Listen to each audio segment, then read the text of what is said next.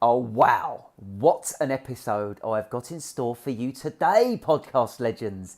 Emma, Fitness PhD is her name, as I've stalked for so long on Instagram. She is just a lovely person who is doing something different in the field of nutrition and coaching with clients who maybe want to lose body fat, just like my clients do, or just want to feel a bit better about themselves and their relationship with the food they eat and the exercise they're doing. Her approach is known as intuitive eating coaching, and it's an idea, as she will explain in a lot better detail than I'm about to, that involves you being more in tune with your emotions, how you feel around food, how you make choices with what you're eating and what exercise you're doing, and how you view yourself and your body, and coaching you to feel better about that, feel happier, feel healthier. So if you've ever been in a situation where a rigid, restricted diet plan has potentially made you feel bad, made you feel worse than its intentions were, this is very interesting to you right now, because this approach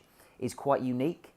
It's making big waves in the industry. She's doing it. Her following's growing rapidly every day. And I got her on to explain what she does, how she's helping people. And I hope today it helps you a little bit. So enjoy the episode. As ever, comment, subscribe if you haven't already, and let us know what you thought. Hope it helps.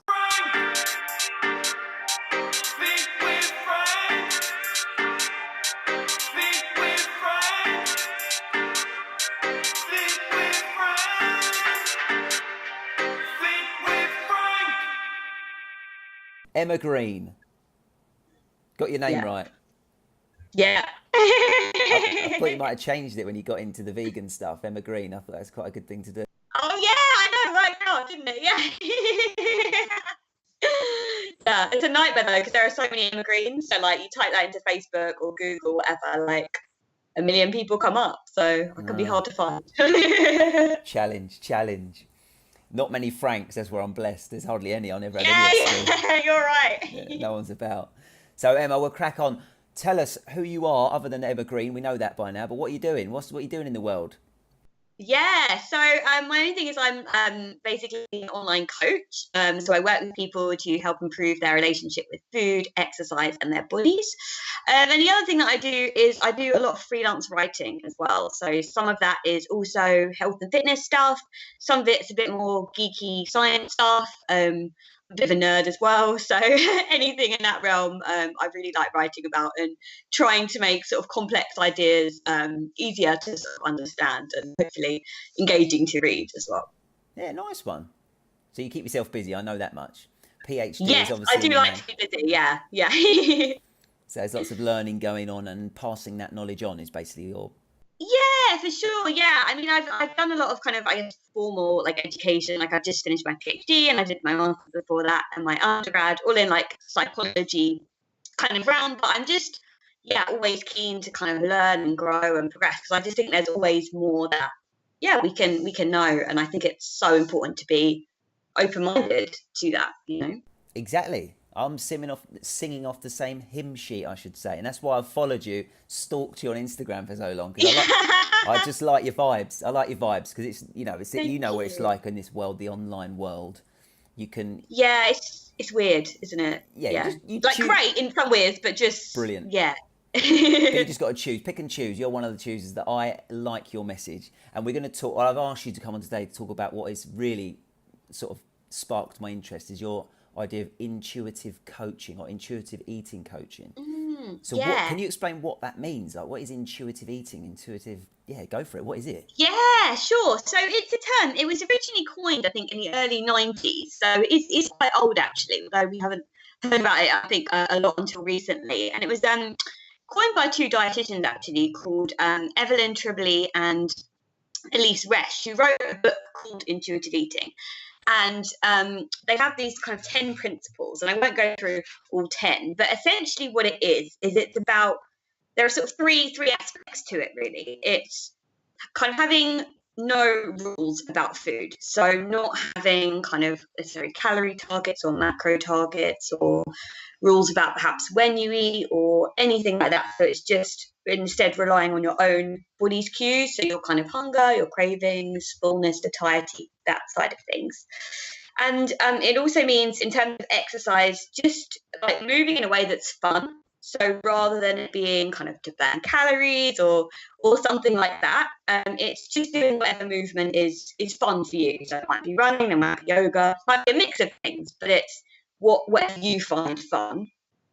And then the third piece of it is about kind of your body, and it's largely accepting your body will just do its own thing and be where it wants to be. Although there are ways that we can change our bodies, and sometimes exercise will do that sort of naturally, we all kind of have generally a sort of size and shape. We can change over time, but it's sort of where our body is happy and healthy, essentially. And intuitive eating is kind of about accepting that rather than consciously trying to change that. So.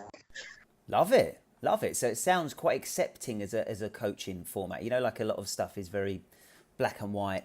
This is what you're doing. It's my way or the highway. You're almost, it's client led by the sound of it, because they're being intuitive about themselves. Very much, yeah. And like kind of getting people to be able to actually just trust themselves. I think a lot of people feel that they can't, that they have to have all these rules and restrictions and things like that. And again, I think we all like a bit of structure, a bit of routine, and I think that's fine.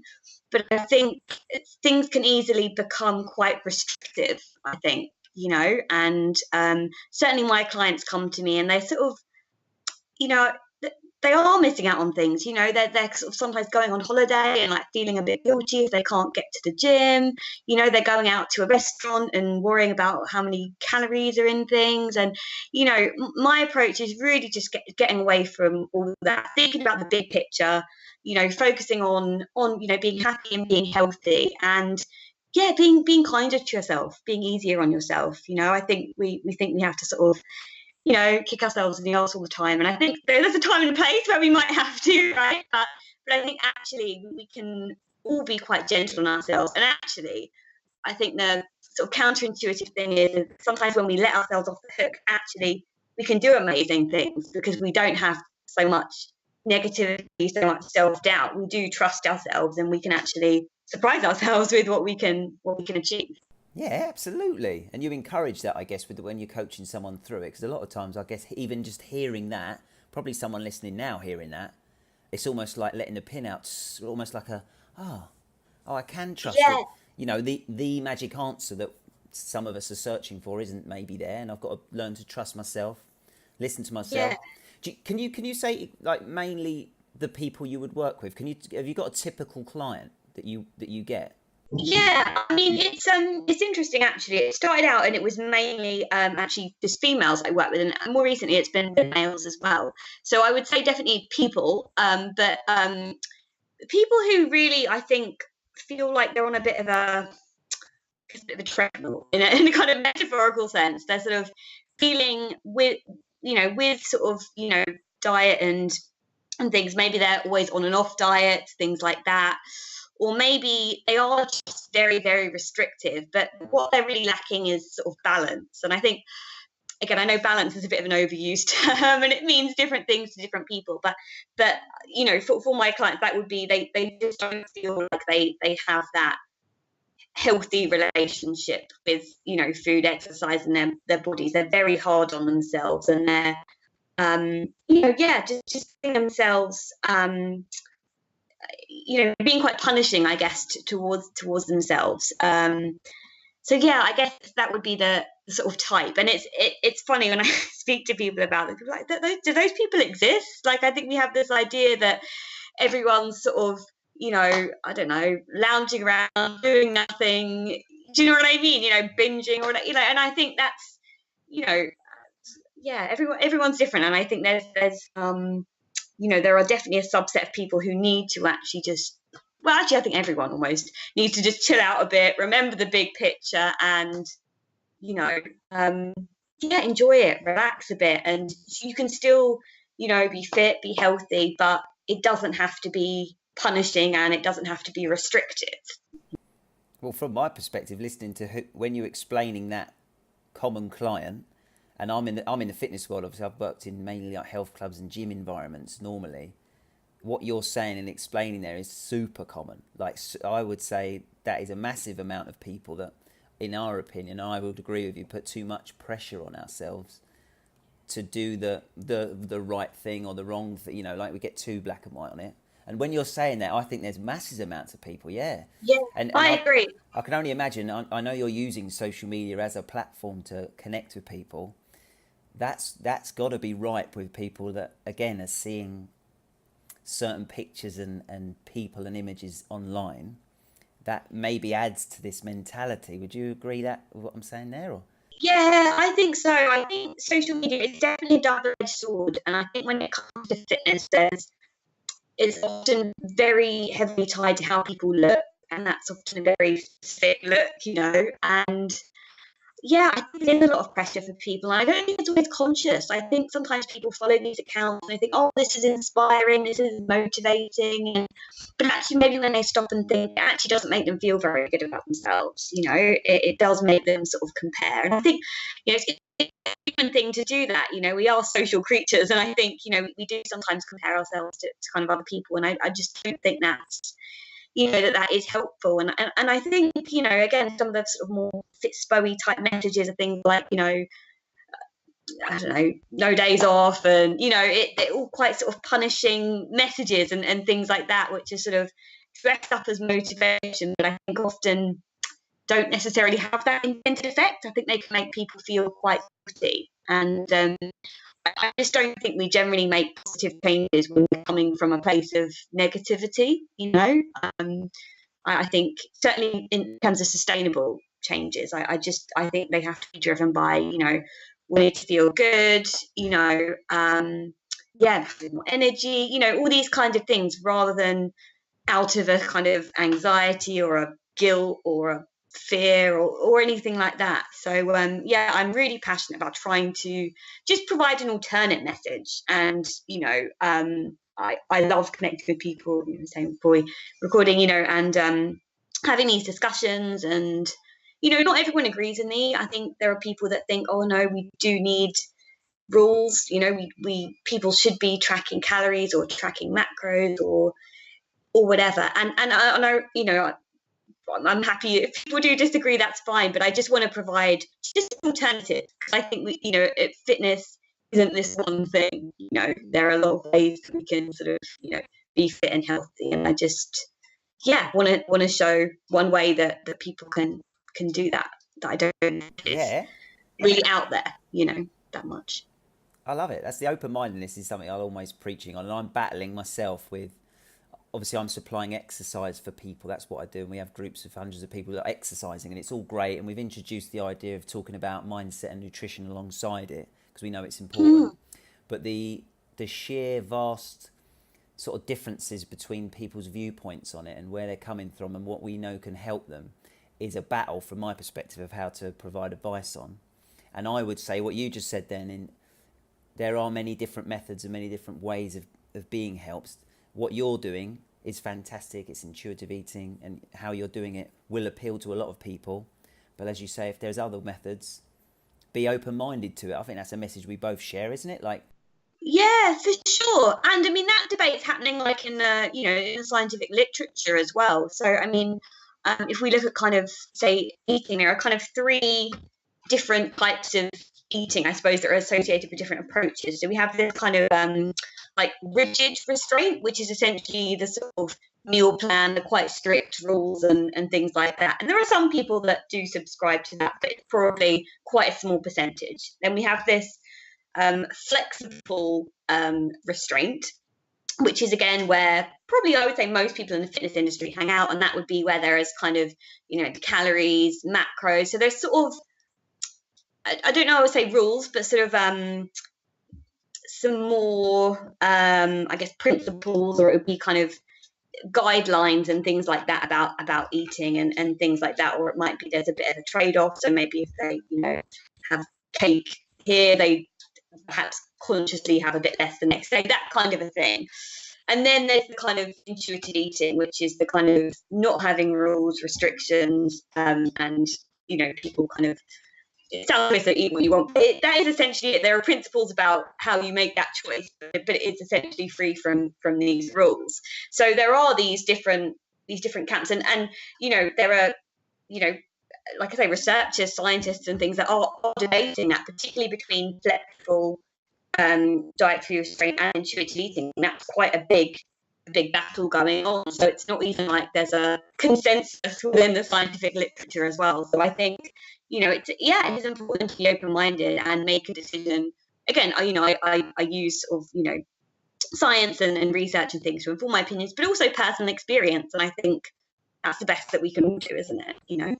Yeah. Well, you inspired me to start doing some more sciencey stuff rather than Yeah, gut. I'm all I gut, do love mate. geeking out. Gut instinct. But on the subject of like, I'm thinking a question I definitely want to ask you is if you've got that person who is, let's say, the extreme. What did you call it? Rigid and restrained. Did you use those phrases? So you've got that. You've got that person, of which I've got some in the group right now I can think of, that want or say or feel they want the 7-day plan, the restrictive process, but they've been through it a lot of times and never had success with it. So maybe coming to the realization it's not for them. Discovering you and your methods, which are almost the other end of the spectrum, if we call it that. How would you go about helping that person who's in that position when they believe that this 7-day meal plan and the restriction and rigidity is what they need, but actually what you're offering is a new pathway that can help them? What can you do or help them? Yeah.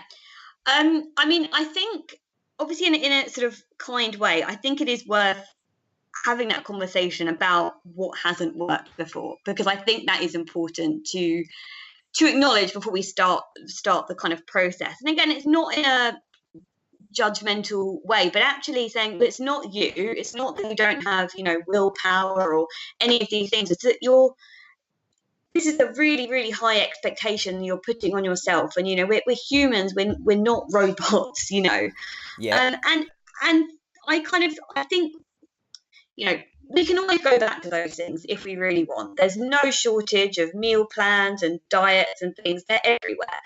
But I think it's worth saying, okay, that hasn't worked historically. Let's try a different approach. Let's give it, I would say, a minimum really of 3 months, because I think this isn't a quick overnight process, and we'll start it. And, we go, when I work with my clients, we do it very, very gently. It's very kind of, a stepped kind of approach. And the way I often start off with is actually, people often use the tracking and things like that, but we have a food journal where they just write down what they ate and just how they were feeling. Like, were they hungry? Were they not hungry? That kind of a thing.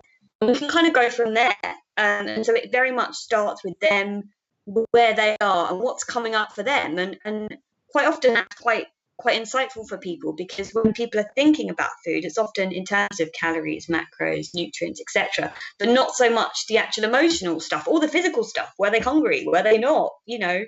Were they full after their meal? Were they not? Those kinds of things. And I think that can be really eye-opening as well for the client, and quite empowering, actually, that they're able to tap into those cues that they maybe didn't even know they could, Yeah, so I love that you said that, because I've literally, last week's Q&A was all this, and I've refrained from giving answers because we're only 2 or 3 weeks in, and I'm coming from the perspective of awareness is where it starts. Like, you need to be aware of yourself. So you've just said your process would be obviously opening the discussion on it and asking them to take some form of physical action, whether that's writing down an awareness of emotions and feelings, and then becoming aware in yourself is the first step, or often the first step. Definitely. And I think so much comes from that process. I mean, I was talking to one of my clients the other evening, and he was saying that he sometimes sort of snacks in front of the TV in the evenings, and was saying, I don't feel hungry and I feel quite bad about it.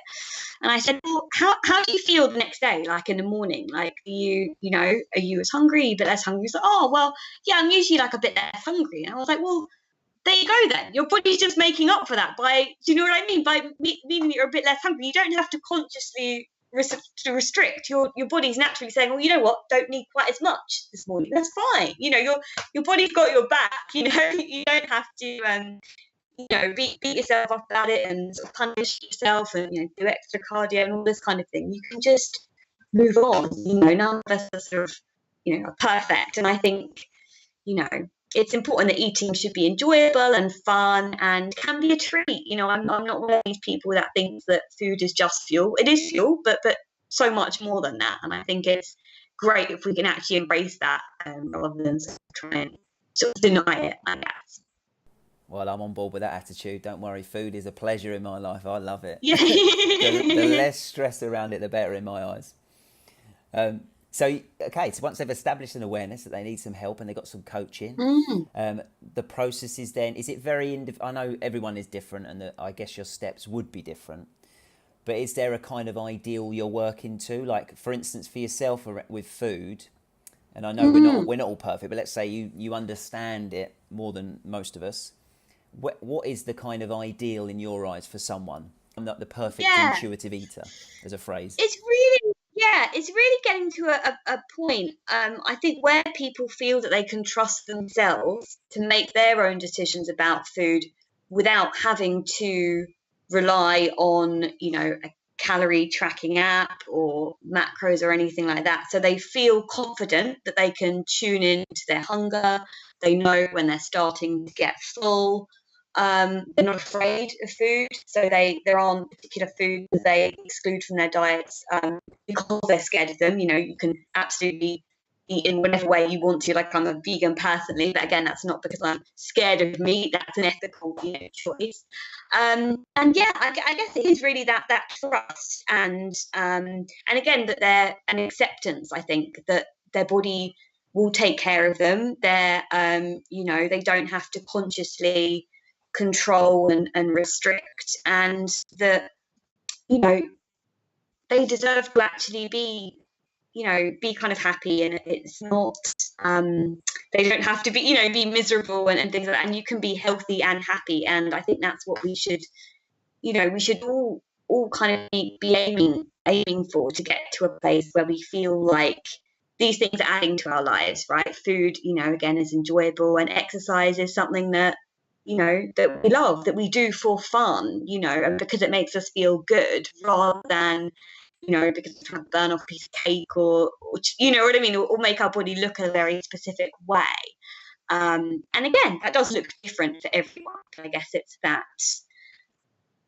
maybe that confidence, that sense of autonomy, right? That people can, handle things without needing these external rules and restrictions on themselves. As you phrase, a healthy relationship with all those things. I think you said food, exercise, and was it your body?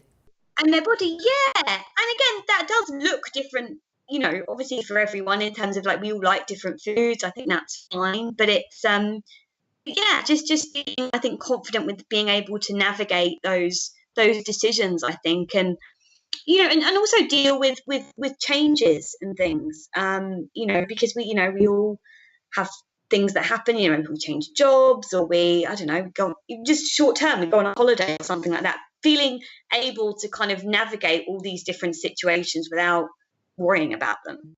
I think that's really important. I think it's, we should all be able to go on holiday and just chill on a beach for a week, and we shouldn't have any guilt associated with that, Oh, yes, please, Emma. Yes, please. Take especially now, right? Like, we've had so much rain. It's awful. Let's get away. But, and like, I don't know, someone's birthday or something at work, have some cake, chill. Just, we should be able to I think, do these things and be okay in ourselves. So,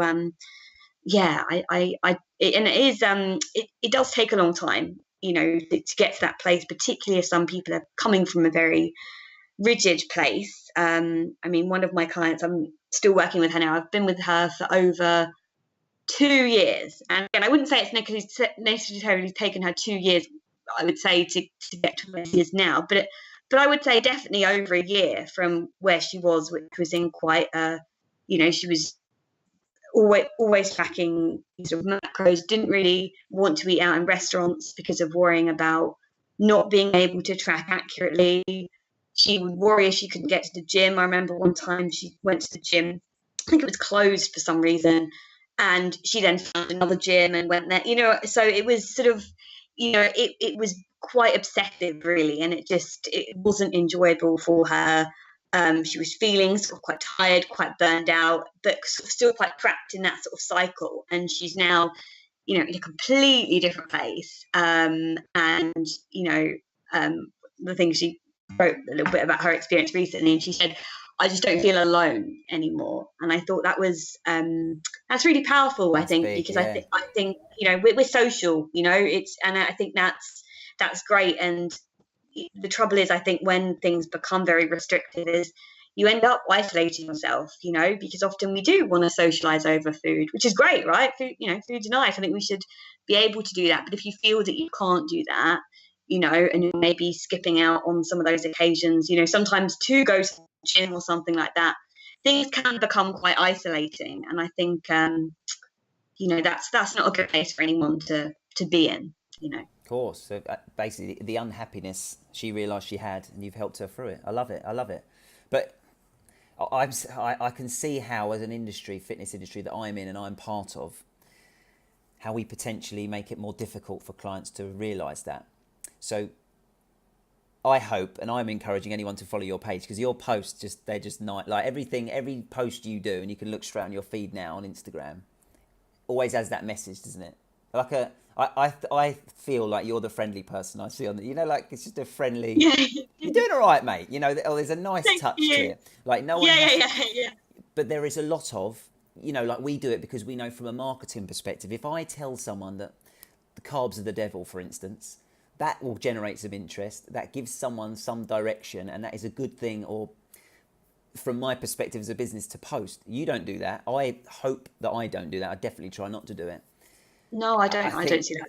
Yeah, I'm going to encourage anyone who maybe feels isolated around food and unhappy. Follow your page. That's the start. That's what I'm going to say for someone to do. I know you got a free 10-day challenge on them that they can have a go at, and then start the conversation. You said, didn't you? You're one of those people I see. You're always in the comments. You're always getting back to people, aren't you?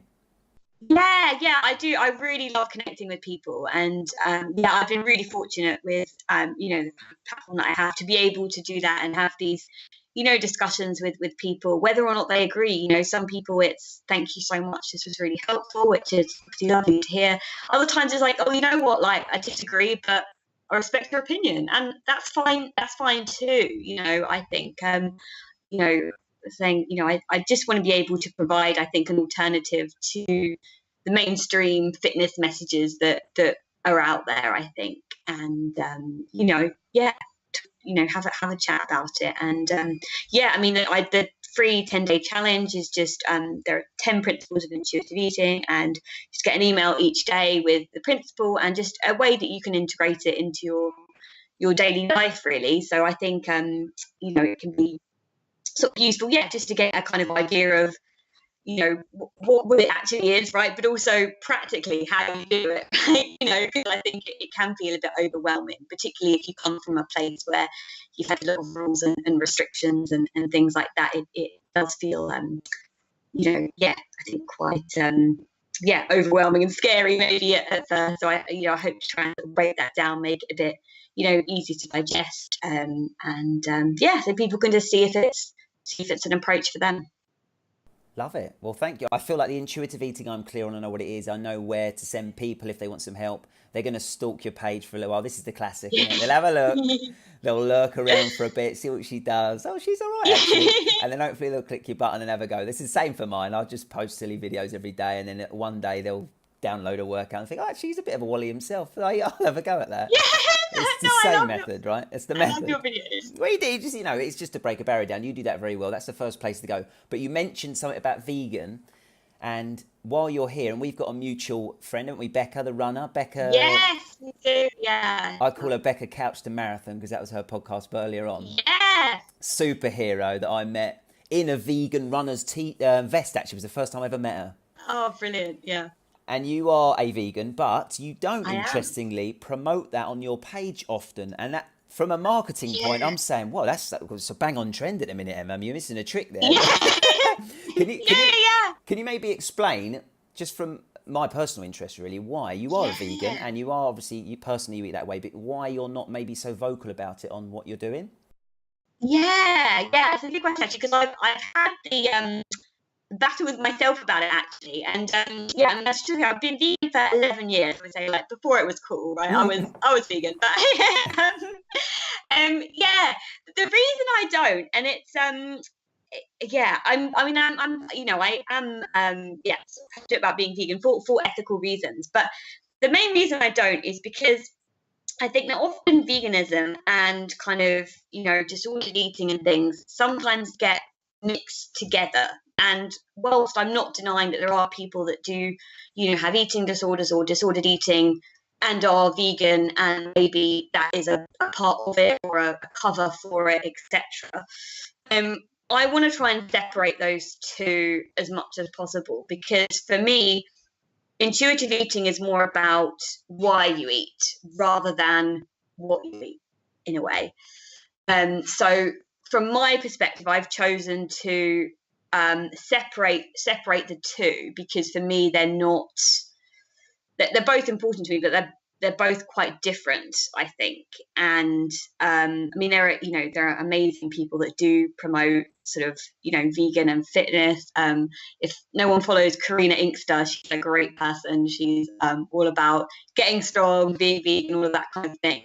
But yeah, for me, I guess really just passionate about the people's relationship with food and exercise and and their body. So that's what I've gone kind of all in on with my messaging. But yeah, I changed my name as well. I used to be Vegan Fitness PhD. I was going to ask you that, because I think you were when I first I followed changed you. it to Emma.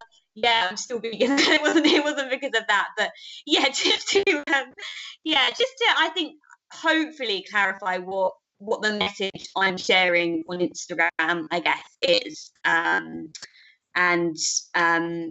Yeah, I am passionate about being vegan, but I feel like that's a different kind of thing, and I felt that talking about the two might become confusing, I guess. I've coined a phrase off you there.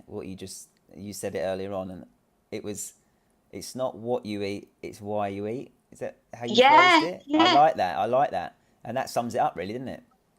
Yeah. That's what you're doing. You're going for the reasons, and presumably someone can be happy and healthy whether they choose to be vegan, they choose any dietary choice, if we use the diet word. They can do it. It's about building a sort of emotional relationship with whatever food it is that you're happy and comfortable with. That is mainly what you're doing. Yeah, exactly. Yeah, and then I think the exercise and the body image kind of comes with that, because then you're not trying to restrict your food and things like that. You actually have more energy because you're eating enough food, right? So actually exercise seems more appealing anyway. You've then got a bigger range of activities to choose from, because it's not about how your body looks necessarily, it's just about moving in a way that just feels good for you. And then I think it's almost like the body image piece just comes along as a side effect, because I think when you're focusing on feeling good, you've got more energy and things, how your body looks becomes a bit less important. And I think that's no bad thing. So Love it. We're on the same sheet, mate. We are. So covered it. Intuitive eating ticked. I understand why you changed your name from vegan to Emma, which is a great move. She kept green though. She kept green, which is always nice. What's your plans then? Before I let you go, what's your where are you heading? Because your popularity's going, and there's obviously people that need your help. So it's going to continue, isn't it? It's just about people finding you. What's your vision for the next year or two? Do you know? Yeah, I mean, I would like to be able to do kind of coaching full time. So I do still have like a full time job, again, sort of writing, but in kind of office and things like that. So I would like to be able to kind of go sort of freelance, work for myself, and do still some of the writing that I do, but also coach people, because I love it. It's just so rewarding to be able to take people kind of through this process, and I'd really like to do that. So that's hopefully where I see it going, going in the next year. Still planning to be very active on social media. I love that. Love chatting with people, connecting with people all over the world. Actually, I occasionally go into my whatever it calls your insights, whatever, and I've got I think half my followers from America, which is, oh, isn't that cool? Like, it's just such an international sort of platform and things. So yeah, that's what the you plan. do can work anywhere, as long as they understand what we're saying a little bit. You're okay. Yeah, exactly. Yeah, do it from home in your PJs. That's always good. It's the best place to be. You can't wait. Yeah. Oh, good on you. Well, I'm excited to see what happens. I'll be following you. Oh, thank you. And you do yoga. I saw your post last night about yoga. What's your fun when it comes to fitness? Yeah, so I do like gym. I do like lifting weights in the gym. But yeah, I love yoga. Yeah, I do. Yeah, I like yeah, just quite empowering, sort of focusing on getting stronger and things. But yeah, yoga I love. And my two favorite forms, I like hot yoga. Oh, I've not So tried when that we're in yet. like I've a not tried that yet. Oh, I love it. It's not for everyone. I mean, it's very like when they say hot, I mean it's sauna hot, like you sweat your bum off literally. But it's so fun because you can go a lot deeper with the stretches, and I find the heat as well. It keeps you really present because my mind is always just going. But actually, in yoga, when the heat's there, you're like forced to focus in a way because you're aware of it, right? You're thinking, oh my god, I'm hot, right? So you are much more present. So I really like it. I find I just get more out of it than a normal yoga class. And I like acro yoga. I don't know if you've ever heard of that, where it's like Yes, almost, I've done it. Yeah, yeah, that is yeah, just so fun. Yeah, you do it with people brilliant. and you sort of have a base and like a flyer, and it's sort of like, as it sounds, a mixture of acrobatics and yoga. But yeah, I really enjoy that. That's quite fun. And dancing as well is also what I find really enjoyable. I've danced since I was really young, actually. I think since about age 3 on and off. So it's just a way that's just always been, yeah, really enjoyable for me. Social as well, in a class. I think it's always nice to, yeah, connect with other people, just, yeah, let your hair down, chill, and just, yeah, have Yeah, fun. so it's quite a good variety, which is definitely something I'd encourage again. Yeah, yeah. For so long, I sort of, again, was in very much the camp of my clients are. I thought, fitness has to be this one thing, right? Like it's got to be the gym, it's got to be this, and actually there are so many different ways to do. And I think, that not only makes it fun, but I think even just from a health perspective, that's good, right? With all these different components of fitness, and I think if we get a bit of everything, that's good as well, but particularly for the long term. So yeah. Yeah, well, certainly the people we're helping, or certainly I'm helping anyway, it's people that probably aren't doing that much for whatever reason, whether it's Mm, a reason they feel they can't, which is usually mine. They feel I'm not an exercise person is something I get a lot. And I say, well, what is an exercise person? It's yeah. just moving. Like, you've just shown there, like, if I saw you, you're in great shape, you're happy, you're someone I'd aspire to be, you're doing dancing, you're hanging around with acrobatic people in yoga, you're sweating your nuts off in a sauna, and you're lifting weights. Like, it's good variety. There's nothing individually that I would say is impossible for anybody. It's just about experimenting, I guess. I didn't know Yeah. acro yoga was one of the best sessions I've ever done in my life. It was just such a laugh. But Yeah. I never would have gone to the class if I'd seen that in the gym. Do you know what I mean? Hmm. I would have been like, oh, that's not me. And then you go and you think, actually, that's fun. Like, you don't have to be the Yeah. best. Like, it's not about being the best No, person in not that at class. all.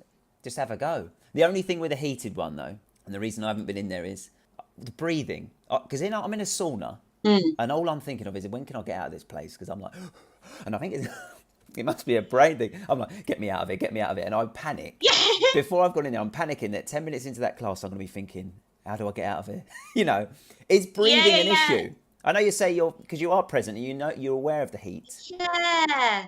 And you do kind of like traditionally in yoga class, you do like yogic breathing, which is where you're kind of breathing through your nose. So Oh, yeah, if you've got a cold or something, don't do it, because if you've got a blocked nose, like that's not going to be a good time. So so yeah, I think it's okay. But I mean, it does take a while to like acclimatize to it. But yeah, I've not found it too much of an issue. I think because you're very relaxed as well, that naturally helps with your breathing being kind of slower, deeper. That's usually how the classes start as well. So you usually start from quite a good kind of base. But yeah, I mean, if someone's trying it, go by the door, and if you're not feeling great, then just take a little breather or something.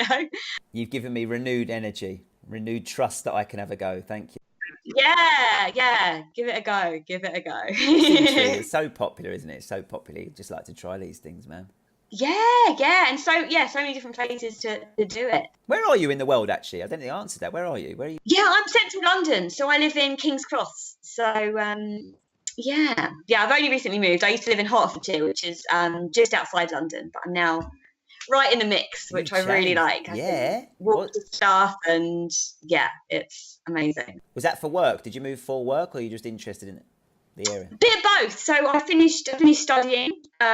Starting a job, I was kind of able to to live somewhere different. But yeah, also for work at the moment, I can walk to work. It's about half an hour walk, which is nice. So yeah, really really nice area. My flat is tiny. It's very much just a little box, which is where I am now. But location wise, it's yeah, lovely. Exactly where I want to be. So yeah, love it. Good on ya. Good on ya. We'll be watching. Thank you for coming on today. I'm sure I'll Oh, have my lots more pleasure. questions for you. I will continue sharing the posts I like to share of yours because they're just, as I say, it's like that friendly handshake I get on my newsfeed every day, or the friendly hug you give me through the virtual waves. Oh, thank you so much. That means a lot. That's yeah, it's really nice to hear. And good luck with the next year or two. Who knows? If you're freelance in your pants like me, then it's great. Yeah. I spend every day in pants and pajamas. It's brilliant. Living the dream. So I always aspired to be back at school. Yeah. We're That's there. So great. good luck to you, mate. Thank you so Thank much for coming you. on. My pleasure. See you soon. You've been listening to the Fit with Frank podcast.